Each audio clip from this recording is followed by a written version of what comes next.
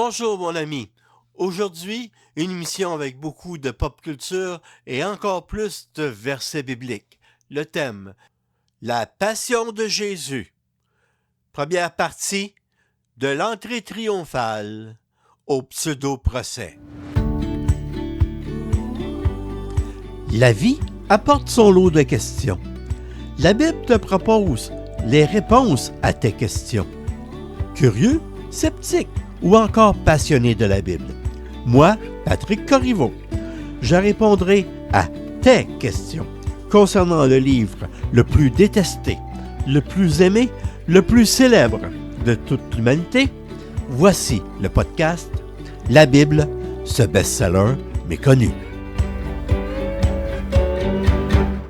Oui, un peu de pop culture pour commencer. Le 24 février 2004, un film sorti en salle et bouscula les médias, la critique et les cinéphiles. La Passion du Christ, produit par Mel Gibson. Ce film connut un succès mondial malgré de vives critiques. Ce film relate les dernières heures de la vie de Jésus, en hébreu, Yeshua. Avant l'âge du cinéma, des milliers de peintres ont fait des représentations de scènes de la Passion. Les compositeurs classiques n'ont pas été en reste. Citons Telemann et bien sûr Jean-Sébastien Bach. Ce dernier a produit 2 magnifiques oratorios sur ce thème, la Passion, selon saint Matthieu, et la Passion selon saint Jean. Mais que signifie le mot passion? L'étymologie du mot passion vient du latin passio, qui signifie souffrance, lui-même apparenté au grec pathos. De même sens, la passion, c'est donc la souffrance. Historiquement, le mot a été utilisé d'abord pour désigner la période de la souffrance du Christ. La Passion du Christ est presque synonyme à ce que plusieurs croyants appellent la Semaine sainte, car c'est l'ensemble des événements qui ont précédé et accompagné la mort de Jésus-Christ, Yeshua le Messie. Tu peux retrouver ce qui concerne ces événements dans chacun des 4 évangiles à l'intérieur du Nouveau Testament, la deuxième partie de la Bible. Je reviens un instant sur Mel Gibson. En octobre 2003, il répondit à une question concernant son film. Je voulais qu'il soit un témoignage de l'amour infini de Jésus-Christ qui a sauvé et continue à sauver tant d'hommes de par le monde. Donc la Passion est une démonstration de l'amour de Dieu pour chacun de nous à travers de ses souffrances. Pourtant, la Semaine sainte commence avec beaucoup de joie dans la vie de Jésus et pour le peuple juif. La semaine débute avec les acclamations d'une foule enthousiaste quand Jésus entre à Jérusalem assis sur une ânesse.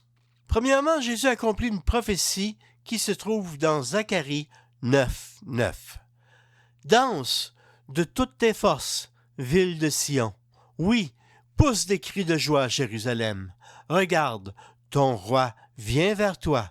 Il est juste, victorieux et humble. Il est monté sur un âne, sur un ânon, le petit d'une ânesse. Et la foule, dans son enthousiasme, est en accord avec le psaume 118.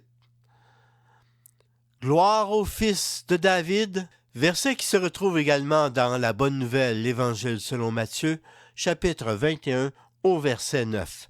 Gloire au Fils de David, que Dieu bénisse celui qui vient en son nom. Gloire à Dieu au plus haut des cieux. C'est ainsi que débute la Semaine sainte, ou encore la Passion. La deuxième scène, les vendeurs du temple.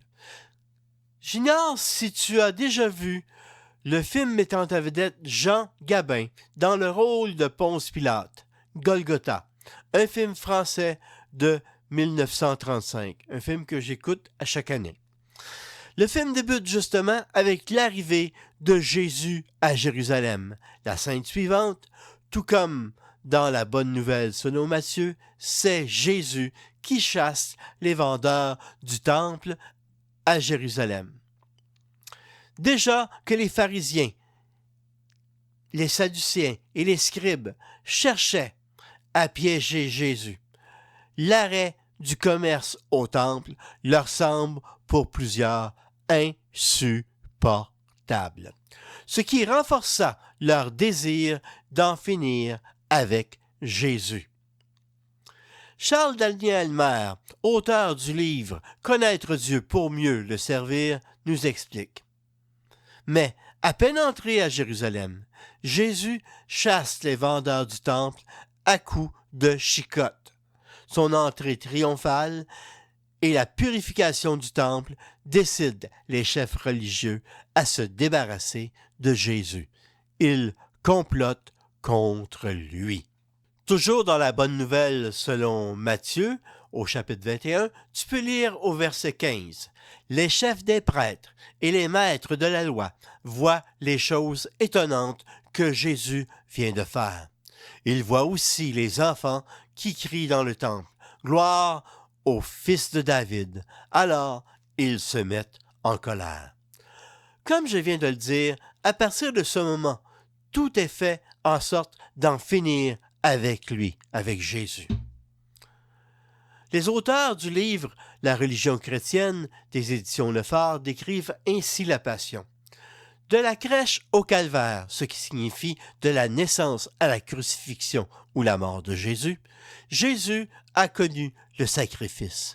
Mais c'est bien dans le drame de la Passion, c'est-à-dire dans les dernières souffrances du Christ, du Messie, souffrances physiques, mais surtout souffrances morales, qui vont des rameaux à Golgotha, de l'entrée triomphale à Jérusalem à la crucifixion sur la croix, que notre divin Maître Jésus a donné toute la mesure de cette humiliation et de cette obéissance.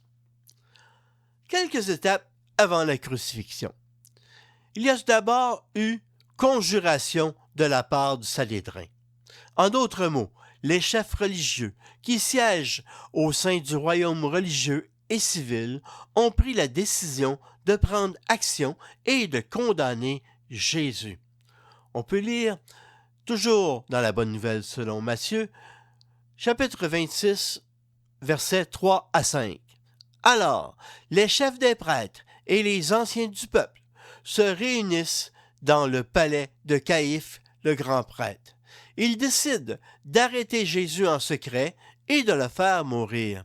Ils disent « Il ne faut pas l'arrêter pendant la fête, sinon le peuple va se révolter. » Pour ce faire, il avait besoin d'avoir l'aide d'une personne proche de Jésus, voire même un de ses disciples. La prochaine étape est donc la trahison de Judas Iscariote. Regarde avec moi, toujours Matthieu 26, versets 14 et 16. Alors, l'un des 12 apôtres, appelé Judas Iscariote, va voir les chefs des prêtres et il leur dit « Qu'est-ce que vous voulez me donner si je vous livre Jésus? » Les chefs des prêtres lui donnent 30 pièces d'argent. À partir de ce moment, Judas cherche une bonne occasion pour leur livrer Jésus. Prochaine étape, l'arrestation. Comme tout était secret, pour éviter toute forme de révolte de la part du peuple, l'arrestation de Jésus eut lieu de nuit. Toujours Matthieu 26, versets 46 à 50. « Levez-vous donc, voyez, l'homme qui me livre est arrivé. » Pendant que Jésus dit cela, Judas, l'un des 12 apôtres, arrive. Il y a avec lui une foule nombreuse de gens avec des armes et des bâtons. Ils viennent de la part des chefs des prêtres et des anciens du peuple. Judas, celui qui livre Jésus, a déjà expliqué à la foule ce qu'il va faire. Il leur a dit « L'homme que je vais embrasser, c'est lui. Arrêtez-le. » Judas s'approche tout de suite de Jésus en disant « Salut, maître !» et il l'embrasse. Jésus lui répond « Mon ami, fais ce que tu dois faire. » Alors les gens s'approchent.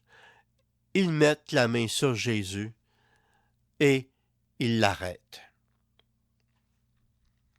Prochaine étape, la comparution du pseudo-procès de Jésus. Verset 57. Ceux qui ont arrêté Jésus l'amènent chez Caïphe, le grand prêtre. Là, les maîtres de la loi et les anciens sont réunis. Verset 59. Les chefs des prêtres et tout le tribunal religieux cherchent une fausse raison d'accuser Jésus pour le condamner à mort. La première chose qui me surprend, c'est que le procès ait lieu chez le grand prêtre Caïphe. Le Sanhédrin est normalement constitué de 71 membres. Où est le tribunal? En plus, un procès de nuit. N'est-ce pas illégal? Le Sanhédrin n'était pas à la recherche de la vérité. Les membres du Sanhédrin cherchaient une fausse raison d'accuser Jésus pour le condamner à mort. Malgré tous leurs efforts, ils ne réussirent pas. Alors on posa cette question à Jésus. Verset 62. Alors le grand prêtre se lève et dit à Jésus, « Tu ne réponds rien? Qu'est-ce que ces gens disent contre toi? » Verset 63. Mais Jésus se tait. Le grand prêtre lui dit, « Au nom du Dieu vivant, je te demande de répondre. Est-ce que tu es le Messie, le Fils de Dieu? » Jésus lui répond, « C'est toi qui le dis. Mais je vous affirme, à partir de maintenant, vous verrez le Fils de l'homme assis à la droite du Tout-Puissant. Il viendra sur les nuages du ciel. » Et vient maintenant la condamnation de Jésus. L'heure de la sentence est venue. Alors le grand prêtre déchire ses vêtements et dit, « Il a insulté Dieu. Nous n'avons plus besoin de témoins. Vous venez d'entendre l'insulte. Qu'est-ce que vous en pensez? » Ils lui répondent, « Il doit mourir. » Alors il crache sur le visage de Jésus et il le frappe à coups de poing. D'autres lui donnent des gifles en disant, « Messie, devine, dis-nous qui t'a frappé. » Selon le Sanhédrin, Jésus devait mourir pour cause de blasphème. Je te rappelle que le verset 59 nous démontre que la sentence était décidée d'avance. Mais il y avait un problème. Assujetti aux Romains, le Sanhédrin n'avait pas le droit d'exécuter la condamnation à mort. C'est pour cette raison que tôt ce matin-là, il livre Jésus ligoté au gouverneur romain Ponce Pilate.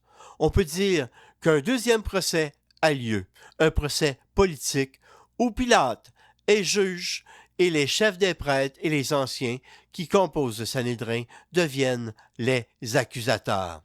Au bout du compte, les membres du Sanhédrin obtiennent ce qu'ils veulent, la condamnation à mort, la crucifixion de Jésus. En prime, Jésus subit une flagellation. Cette flagellation ne se fait pas avec des fouets de type sadomaso. C'est beaucoup plus cruel. La flagellation dans le film de Mel Gibson me semble tout à fait valable historiquement. Ouf, le temps passe. Nous avons vu la conjuration, le complot organisé par le Sanhédrin, aussi la trahison de Judas l'Iscariote, l'arrestation de Jésus, le pseudo-procès, ainsi que le procès politique. La prochaine fois, la crucifixion et la résurrection de Jésus. La Bible, ce best-seller méconnu. Un podcast produit par Messager de vie, hébergé par Ocha.